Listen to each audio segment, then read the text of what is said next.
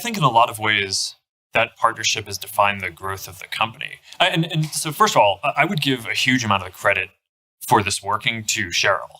I think she is an amazing person. And if you think about where, when she joined the company, I was like a kid, right? I mean, it's she was actually as old as I am now. It was 15 years ago. And I was in my early 20s and didn't know anything about business or running a company or anything like this. And I just think the kind of extraordinary amount of patience that she had. And I mean, in a way is like, as a manager of an organization, it's almost like she raised me like a child. And not just me, I think like a lot of the people we have on the team now. So, I think she's exceptional in that way. One thing that's interesting about our company is that the business is sort of oddly divorced from the actual product, right? So most things, it's like, okay, you build a product and you sell the product.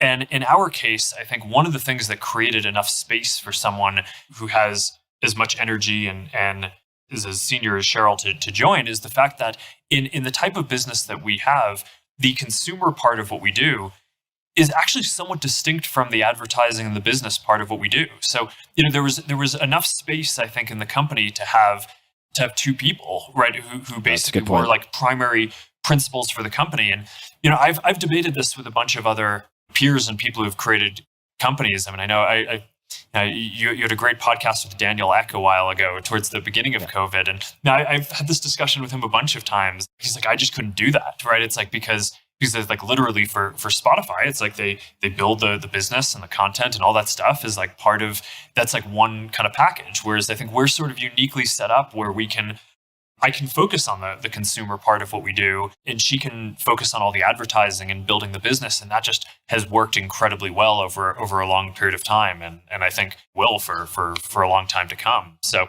I just have a huge amount to learn from her. And I think she probably feels, I guess she feels the same way, but you'd have to ask her.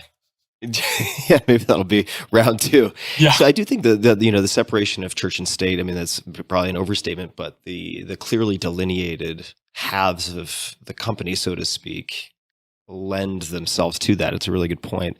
What are her superpowers? I know that may be a strange word to use, but I think of, say, Warren Buffett referring to Charlie Munger and saying he is the best 60-second mind on the planet, right? They have very complementary skill sets, slightly different views of the world, although highly compatible values. What are Sheryl's superpowers that come to mind, if any? Well, I think she has a very good combination of like IQ and EQ. People either, I think, tend to be more manager or more strategic. And I think she is very unique in being both. And I just think that that's pretty rare, right? And obviously, if you get someone who's great at strategy or great at products and they're not a great manager, that's great, right? It's like, if you can have someone who's excellent at one of those things, it's like you hire them every day, right? So I think it's just exceptionally rare to find people who are kind of spike in both of those areas. And I think about this in terms of